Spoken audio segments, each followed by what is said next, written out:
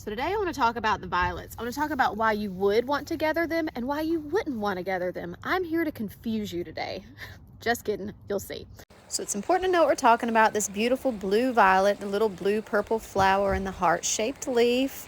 And once you see it, you're like, yeah, that's all over my yard. So there's lots of wonderful reasons why you would want to gather this beautiful flower. Oh my gosh. So the flower is not only delicious and it's very mild flavored, but it's a beautiful garnish. And the medicine's really similar to the leaf. It's also edible.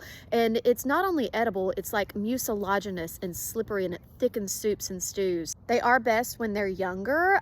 They're very tender. You can eat them raw. As they get older, they get tougher, but they steam super well. And it's not just about eating these things. It's about eating medicine. Food be medicine, medicine be food. So the violets are one of my favorite lymphatic tonics. Think of flow. When you think of violet, think moisture, think flow, think water. So if you're stagnant, if you've got swollen lymph nodes, if you've had an infection, if you tend toward low immune response, if you're recovering from something, you want a lymphatic tonic.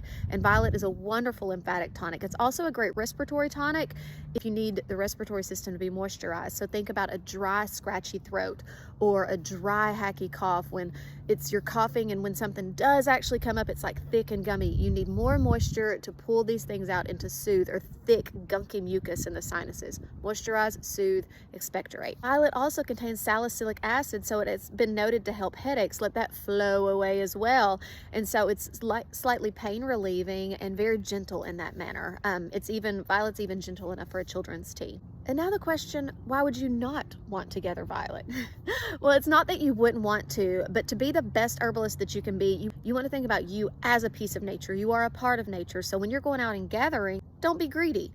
Violet is a native flower, and so that means our native species are so eager and so excited for it to be there. So these pollinators coming up, and they're finally bursting out, and it's finally getting warm, and they're looking for violets, and that's what they want. Oh, they're wanting violets, and someone gathered all of them. No, y'all, gather just a few, maybe max 10%. And so these pollinators and these beneficial insects, they're looking for these beautiful blossoms. They have them there, and they have them for that essential food source.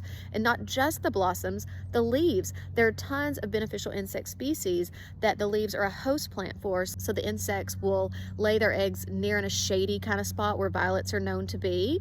And they're hoping that when the babies hatch open, they can quickly find the violet leaves that are essential to their survival. So, you don't want to gather all the leaves. Think about these little baby bugs crawling across, looking for those violet leaves, and all they find are stubs because you got greedy. Because violets especially, some of the invasive species, I'm like, gather all you want, but violets are really a key food source for a lot of our wild neighbors. How do you make it? Tea. You can eat them. You can eat the leaves and eat the flowers, or you can make the tea. The tea, you would just simmer the fresh leaves in water for about 15 minutes and then let it set for another 30 or 45 minutes, and then use fresh leaf tea. You can also dry the leaves, and you have dried violet leaf tea. I'm not a fan of the tincture because tinctures don't pull mucilaginous properties as well as water extractions or eating it. Enjoy!